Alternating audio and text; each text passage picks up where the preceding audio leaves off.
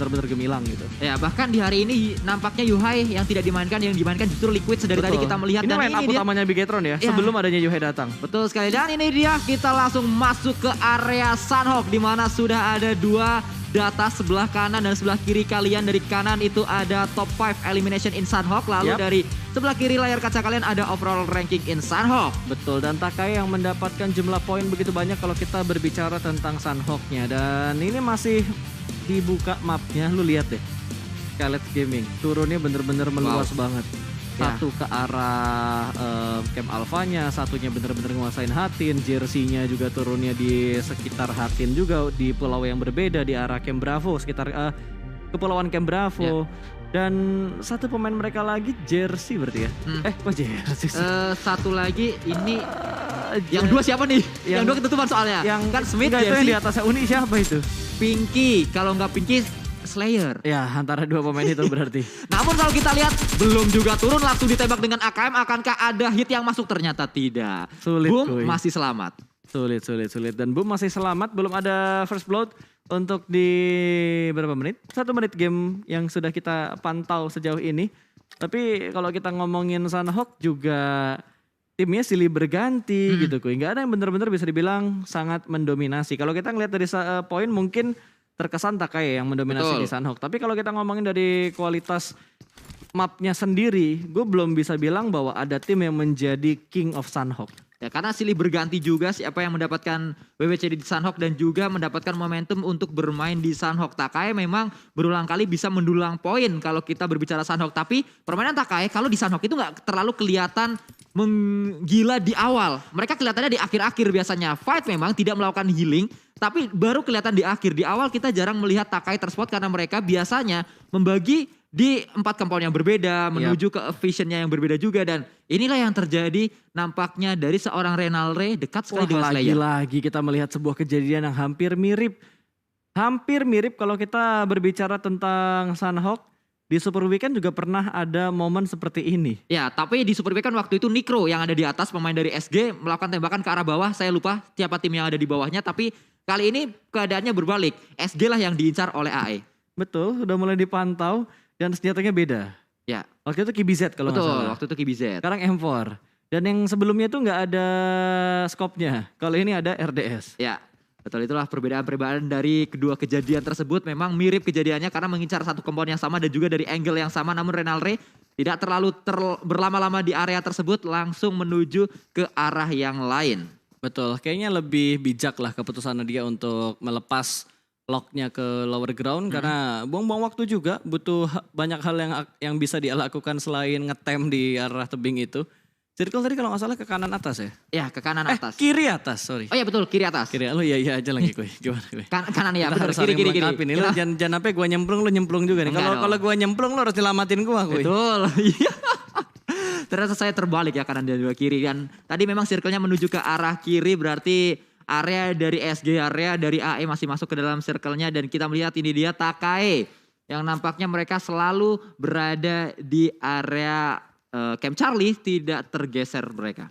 Nggak ada gangguan juga, yang mau nabrak mereka siapa lagi gitu. Kecuali waktu di zaman-zaman mungkin di zaman-zaman kualifikasi kayak lagi di PMNC atau di beberapa turnamen third party dari PUBG Mobile yang membuat tuh banyak banget tim yang bentrok gitu. Karena belum ada drop zone pasti untuk tim-tim di luar PMPL. Kalau kita ngomongin PMPL ada tim yang udah punya drop zone pasti, ada yang fleksibel dan ada yang iseng juga. Ya. Menurut gue kayak yang dilakuin sama Bigetron menurut gue iseng gitu. Karena mereka udah dapet tempat yang ada di bootcamp untuk Sunhawk, tiba-tiba mereka tabrak karena painannya. Itu kan iseng menurut gue. Betul. Mengubah drop zone mereka, walaupun itu sah-sah aja. Itu gue gak menyalahkan, itu tetap hal yang sah-sah aja gitu. Cuma kalau kita ngomongin tabrakan yang terjadi, biasanya terjadinya di kualifikasi-kualifikasi. Tapi lihat, yang dilakukan sama Bigetron sekarang, mereka juga berotasi dengan sangat cepat. Dari arah painan, mereka langsung mengamati perbukitan sekitar bootcamp. Biasanya mereka dipantau sama tim lain dari arah sini. Ketika mereka turun di bootcamp, saat ini mereka yang melakukan pemantauan tersebut, pengintaian tersebut untuk tim yang turun di arah bootcamp, yaitu Dewa United. Ya, nampaknya ini adalah strategi yang biasa dilakukan oleh victim untuk memantau area dari bootcamp, atau kadang Dewa United juga melakukan hal ini. Dan dibalik keadaannya oleh Bigetron, sementara itu Dewa United juga masih berlama-lama di area bootcamp maksud saya, cukup lama mereka berada di sana. Dan kita berpindah kembali ke arah dari tim zone. Yang mana Zone kalau kita lihat bersama dengan Nero, dua tim yang masuk ke Grand Final belum terlalu terlihat, namun Nero beberapa kali sudah mendapatkan momentum sebenarnya. Ya, udah mendapatkan beberapa kali momentum. Dan tentunya untuk Nero kemarin kalau nggak salah di hari pertama mereka tampil dengan cukup meyakinkan. Kalau kita sedikit flashback gitu untuk hal yang mereka lakukan di hari pertama, karena di game pertama mereka langsung mendapatkan hashtag 2 dengan 5 poin eliminasi. Lalu mereka juga sempat mendapatkan beberapa poin eliminasi, tapi balik lagi gitu. Stabilan mereka tuh hanya di 1 dan 2 game aja. Sisanya mereka bener-bener bonyok. Di tengah-tengah rotasi mereka kepotong. Mungkin faktornya karena drop zone mereka ya. Drop zone mereka tuh gak seenak sebelumnya ketika gak ada Dewa United di arah Pochinkinya. Kalau kita ngomongin Erangel. Karena ketika Erangel dipegang sama Nero ketika di Super Weekend yang kedua kalau gak salah. Waktu DU gak main. Mereka benar-benar bisa memaksimalkan keunggulan drop zone mereka yang turun di arah Pochinki. Ya, dan kita melihat kali ini pemain-pemain dari Bigetron sebenarnya sudah mulai terpantau. Bahkan ada satu pemain yang sudah terkikis HP-nya yaitu Ryzen. Di mana sudah ada 75 HP terkikis. Karena memang tadi nampaknya ada sebuah open fire juga yang dilakukan oleh pemain-pemain Dewa United. Yes, dan harus waspada juga tentunya untuk Bigetron. Karena tidak hanya DU yang sudah mengetahui posisi mereka. Dan harus diantisipasi juga pergerakan dari Aura. Beberapa kali Bigetron bertemu dengan Aura di tempat tersebut, di titik tersebut. Ya, kalau kita berpindah lagi, ini dia tim yang bermain dengan sangat baik di hari ini.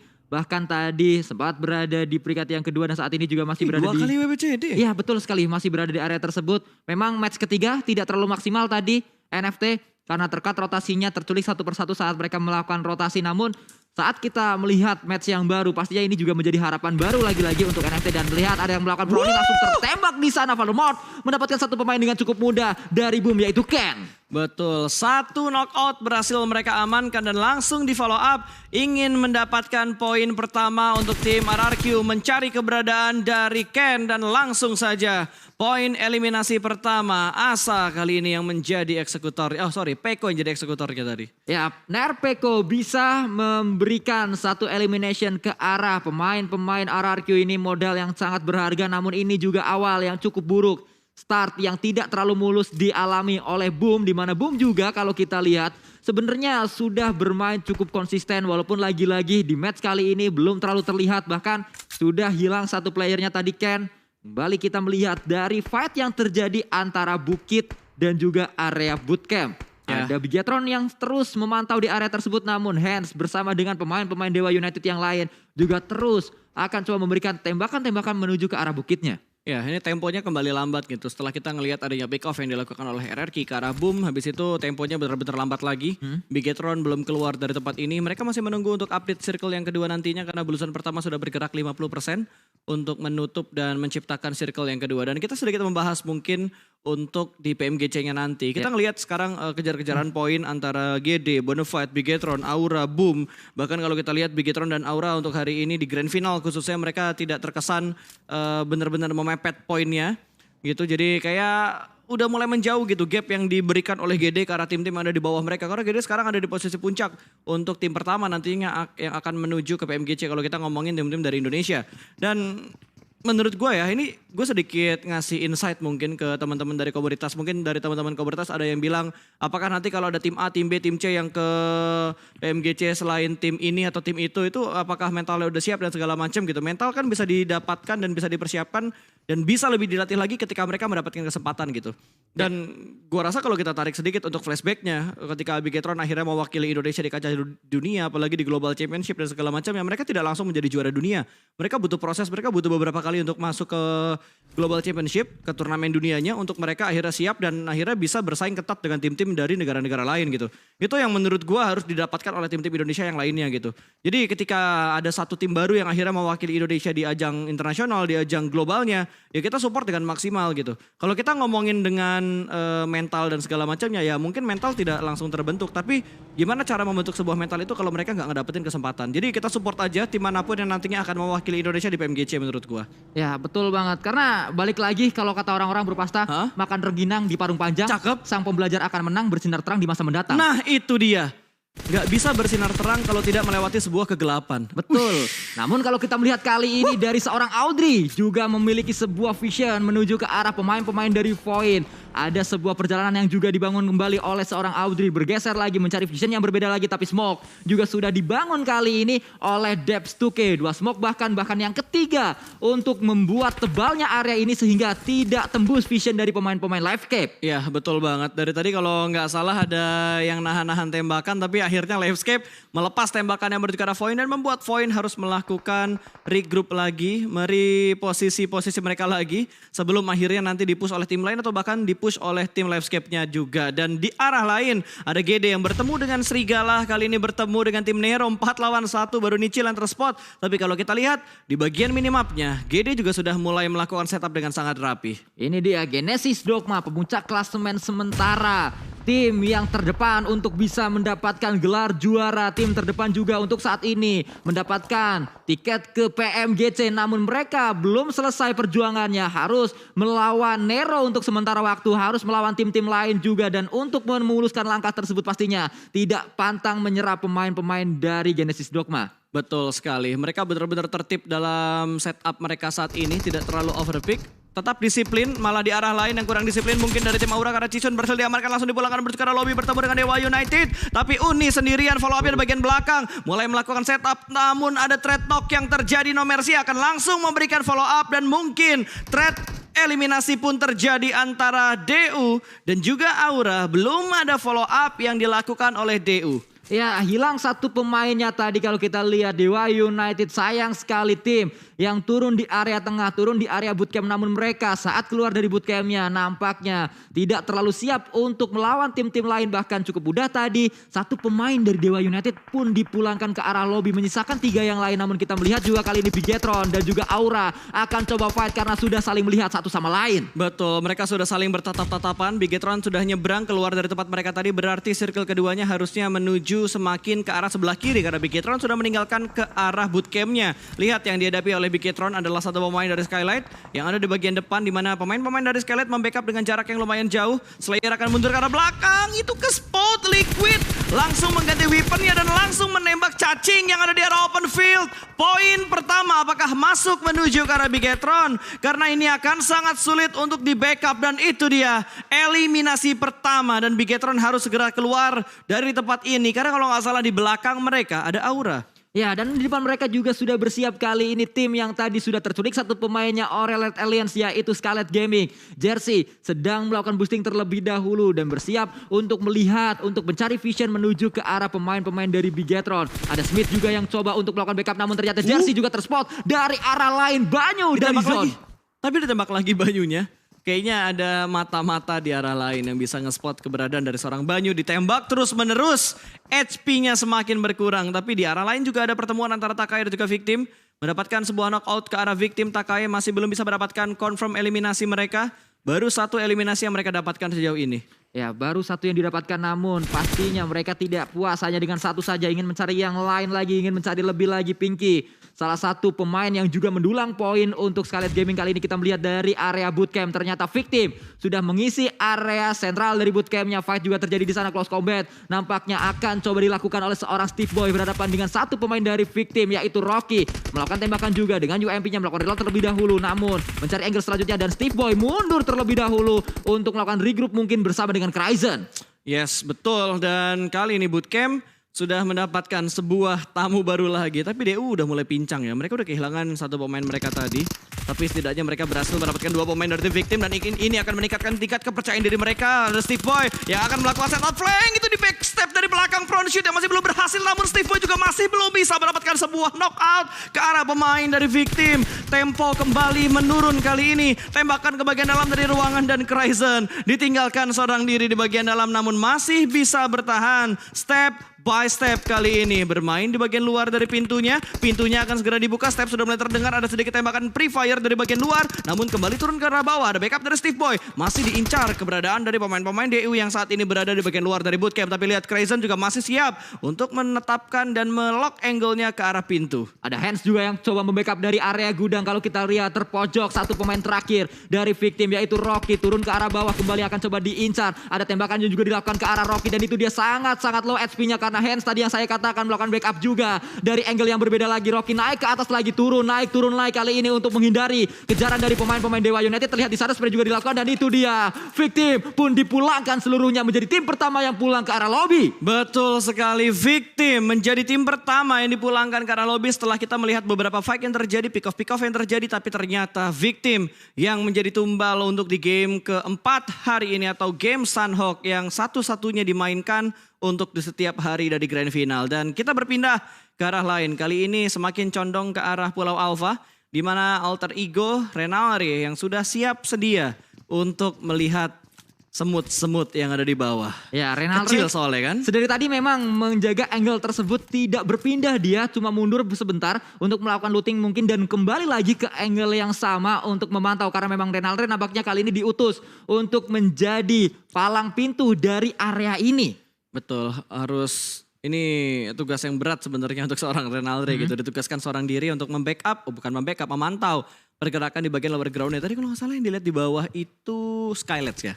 Ya. Terus tiba-tiba sekarang sudah berganti tim, ada Livescape di bawah kaki dari Renalre dan Mort lewat begitu saja melewati Ucup yang sudah memiliki 16 aid kit. Ya, Wow. 16 first aid kali ini dimiliki oleh seorang Ucup, bahkan 7 tadi dari segi minumannya. Dan kembali kita melihat kali ini dari seorang Kean melakukan tembakan ke arah satu pemain, mendapatkan 2 pemain kali ini. Buaya nyari kutu kalau bisa 2, kenapa harus 1, namun mencari yang selanjutnya lagi, mungkin mencari yang ketiga karena ada pemain poin yang terakhir atau 2 yang terakhir kali ini berada di area yang jauh sekali, tidak bisa membackup karena satu melakukan flank ke arah kanan dan itu dia mungkin akan melakukan enter lebih dahulu ke arah 2 pemain yang sudah tertakedown. Betul, akan sangat sulit tentunya untuk di backup dan harusnya akan direlakan begitu saja. 2 pemain poin yang berhasil diamankan oleh seorang Kean karena Takai juga sudah ngeri-group. 2 pemain dari poin berada di 2 tempat yang berbeda untuk seorang Dubs dan juga itu Dubs ya. Ya, si Dubs dan juga Aimbot, tapi akhirnya kita ngelihat fight yang pecah kali ini antara GD dan juga Nero tentunya. Ya, kembali kita melihat kali ini Booms juga dari sisi lain akan coba melakukan fight melawan Nero. Sedari tadi memang sudah sangat dekat sekali, namun baru pecah di sini fightnya. Melemparkan granat ke arah depan, sudah dilemparkan akan coba meledak di sana. Bahkan Blue Zone juga sudah mulai ikut campur dalam fight ini. Rancid terkena Blue Zone, namun dari sisi lain Hexas juga akan coba diincar oleh seorang Satar. Akankah berhasil kali Satar maksud saya yang diincar oleh seorang Hexas, namun belum berhasil berkasta. Backupnya cepet banget dari GD cuy. 3 pemain GD yang lainnya langsung memberikan follow up ke arah Satar. Bahkan Rancid tidak dibiarkan untuk bergerak secara leluasa. Low HP. Dan Nero dipulangkan menuju ke arah lobby. GD benar-benar menggila. Benar-benar ngeraum kali ini. Dinosaurus kita di Sunhawk. Bahkan kalau kita berpindah ke arah lain. Fight yang sudah mulai pecah di berbagai sisi. Kali ini bantengnya disuruh berenang. Dipaksa terjun ke air oleh Voin. Ya, Voin yang tadi kita lihat terpojok posisinya oleh pemain-pemain Takai. Mulai memberikan perlawanan. Memang jauh jarak antara Debs 2K dan juga Aimbot. Namun 2 jarak yang jauh ini juga bisa saling untuk bekerja sama men-takedown satu persatu lawan-lawannya. Namun akan coba disambut juga satu pemain dari RRQ yaitu Paddlemort. Dan ter-takedown di sana Paddlemortnya langsung menjadi confirm elimination untuk Voin. Betul, lengah sepertinya pergerakan dari pemain-pemain yang ada di sekitar Voin. Karena Voin juga sempat untuk mendapatkan beberapa pundi-pundi poin yang bisa mereka kumpulkan sejauh ini. Dubs masih bertahan, Aimbot juga masih bertahan. Sementara RRQ hanya menyisakan seorang Mort yang cukup dekat dengan pemain dari tim Voin. Dubs lempar granatnya melambung jauh terbang tinggi ke arah udara. Tapi dari bagian kiri masih ada gangguan yang diberikan. Menuju ke bagian bawah dari jembatan tapi masih tercover dengan beberapa pilar yang ada di bawah jembatan tersebut. Dan Mort berhasil lolos dari lock angle seorang Dubs. Dan harus berhati-hati kalau kita lihat Mort karena di seberang sana juga ada Aura yang akan coba memantau area ini. Kita melihat juga Dubs harus segera keluar dari blue zone-nya karena ini sudah memasuki blue zone yang keempat. Cukup sakit keadaannya ternyata. Mort juga itu dia yang saya katakan tadi. Aura memiliki angle ke arah pemain RRQ yang terakhir yaitu Mort dan sedang melakukan berenang gaming nampaknya kali seorang Hearts. The Public akan coba diincar oleh seorang Zuxi. Yang mana sebenarnya ada airdrop tapi kenapa helmnya level 1 nampaknya udah diambil sama orang lain. Kayaknya udah diambil sama yang lain atau dia pengen pakai yang level 1 dulu, agak bonyok baru dia ganti ke helm yang level 3. Atau helm level 3-nya diprioritaskan dikasih ke arah yang lain, ke arah pemain lain dari Bigetron. Ya, kembali kita berpindah kali ini. Dubs tertangkap juga oleh NFT dari area atas, dari high ground-nya. Hands mulai terspot kali ini oleh pemain-pemain Red Aliens. Akan coba diburu juga tapi harus berhati-hati Ryzen karena low HP-nya melakukan proning terlebih dahulu untuk melakukan healing.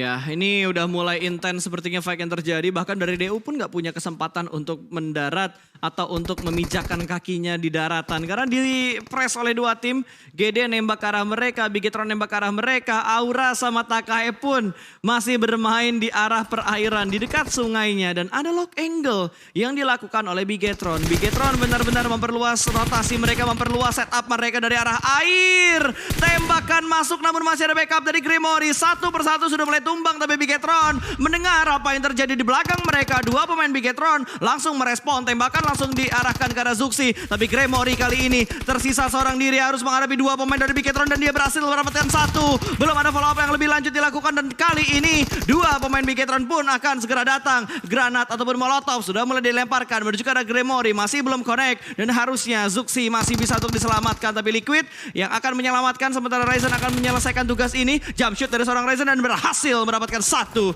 Luxi juga memberikan follow up, namun masih ada gangguan dari NFT yang ada di belakang dari Bigetron. Ya, namun setidaknya Bigetron bisa keluar dari arena ini dengan cukup aman, bahkan mendulang cukup banyak poin. Dari sisi lain kita melihat juga Frekido akan coba close combat dengan satu pemain dari Boom, yaitu Ikyar. Berada di area yang berbeda dari area ini atau berada di jembatan yang berbeda. Dan kita melihat kali ini satu pemain tersebut pun langsung dipulangkan dan Boom harusnya dipulangkan seluruhnya ke arah lobby.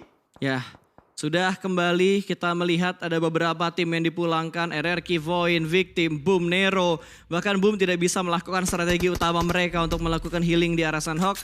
Karena sudah mulai paham semua tim apa yang dilakukan oleh tim-tim yang biasanya melakukan healing.